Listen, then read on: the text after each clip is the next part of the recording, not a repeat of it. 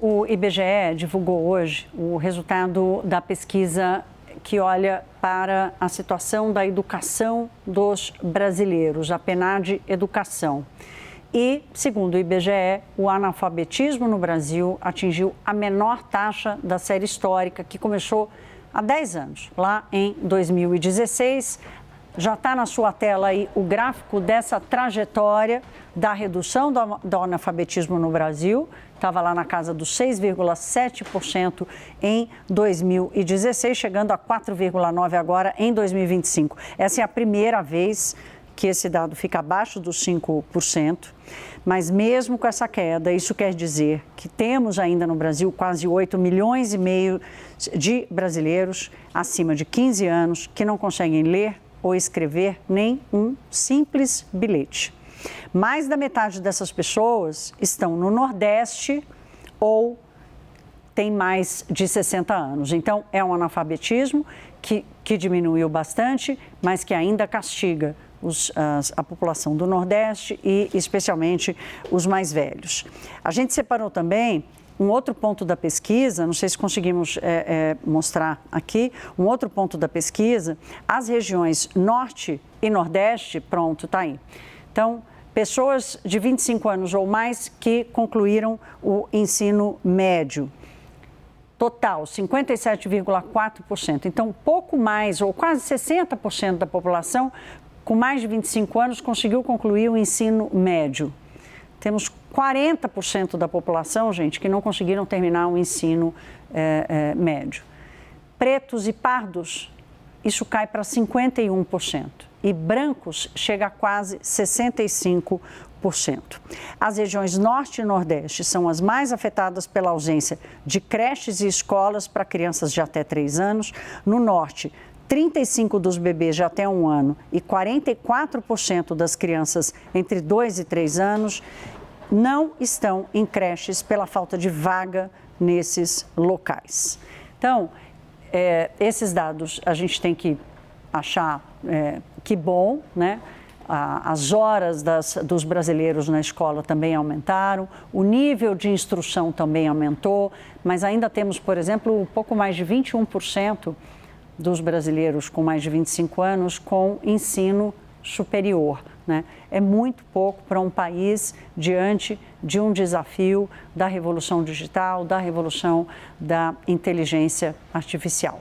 A gente vai receber aqui uma das maiores referências em especialista em política pública da educação no Brasil. Vocês já estão vendo na tela, Cláudia Costin, ela foi diretora global de educação do Banco Mundial. Professora, que bom recebê-la aqui. Muito obrigada, boa noite. Eu é que agradeço, prazer falar com você, Thaís, Herédia, e com quem nos assiste aqui na CNN. Professora, primeiro quero lhe perguntar sobre o copo meio cheio desses dados. Qual a sua avaliação positiva sobre a PNAD Educação? Olha, eu acompanho a PNAD Educação há muitos anos e, de fato, estamos numa linha de progresso. Cada vez menos gente analfabeta, no sentido de não conseguir escrever um bilhete simples, como você bem colocou, e cada vez mais gente concluindo o ensino médio. Parte dessa questão se explica pelo fato de que nós, depois de muito atraso, universalizamos o acesso ao ensino fundamental. E a cada ano depois da pandemia, aumentamos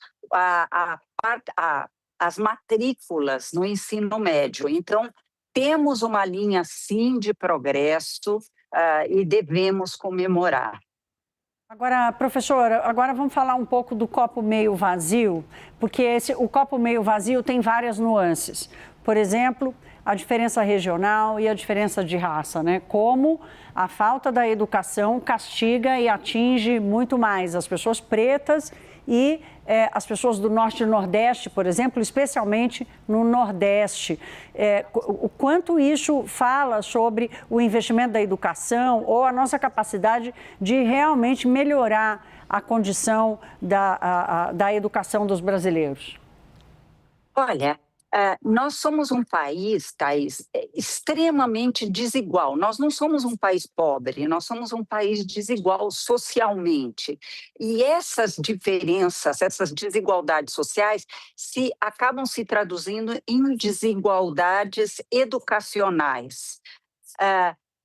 Mesmo assim, há algo em andamento. Se a gente olhar para onde se concentra o maior percentual de analfabetos, nós estamos falando da população de idosos no Brasil, que foi aquela que não foi beneficiada pela universalização do acesso ao ensino fundamental e que, portanto, acumulou atrasos educacionais, ou ainda por aqueles que abandonaram a escola mais cedo. Mas mesmo nessa desigualdade e dentro dessa questão dos 60 anos, há notícias boas. Geralmente, a mulher tinha mais analfabetismo na faixa dos 60 a mais do que os homens. As mulheres agora nós temos um percentual de mulheres analfabetas menor que o dos homens. O que quer dizer que a vedação do estudo de meninas, de moças, que havia num Brasil mais rural, essas pessoas já não estão mais presentes na amostra. Mas as desigualdades têm que demandar política pública e ação afirmativa.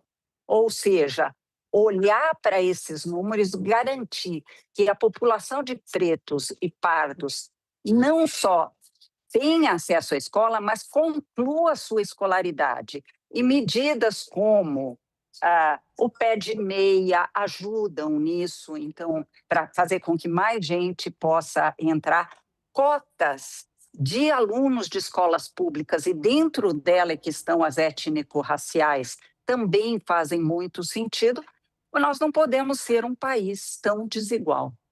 Professora, eu sou filha de professores, pai, mãe, professores, tenho uma irmã que é alfabetizadora, professora pública, inclusive, hoje totalmente envolvida em programas estaduais de formação de professores, especialmente no Norte e no Nordeste. E a PNAD traz dados importantes e interessantes sobre a evolução do grau de instrução, do grau de aprendizado, não só a PNAD, mas outras pesquisas feitas também pelo Brasil e por institutos que vão tentando medir a qualidade dessa instrução e a qualidade dessa educação. Então, há evolução nisso também. Essa realidade eu conheço pela minha família. A minha preocupação é o quanto a nossa evolução está caminhando na velocidade em que o mundo digital, por exemplo, caminha, em que a qualificação da mão de obra, a exigência dessa qualificação vai aumentando.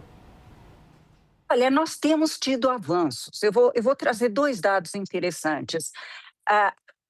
O analfabetismo infantil. Vamos falar de como que a escola está alfabetizando.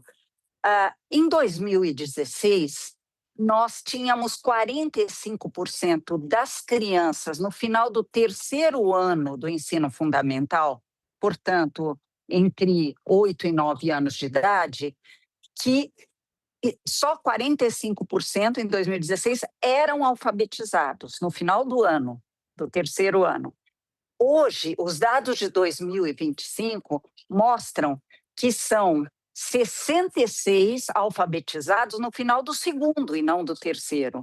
Então, o Brasil vem melhorando a sua alfabetização escolar, que quer dizer que algo de certo nós estamos fazendo. E a outra notícia, você falou do Nordeste, e eu fiquei muito impressionada com o Piauí. O Piauí é um dos estados mais pobres da federação.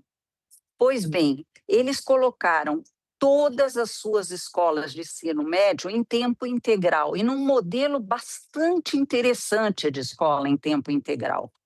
E eles vêm trabalhando com esses jovens não só o ensino regular, mas oferecendo um itinerário formativo de ensino técnico e profissionalizante para quem deseja, e ensinando inteligência a fazer prompts de inteligência artificial. Só para dizer que dá para resolver os problemas. Aliás, eu esqueci de falar que no Piauí No final do segundo ano, são 77% das crianças alfabetizadas.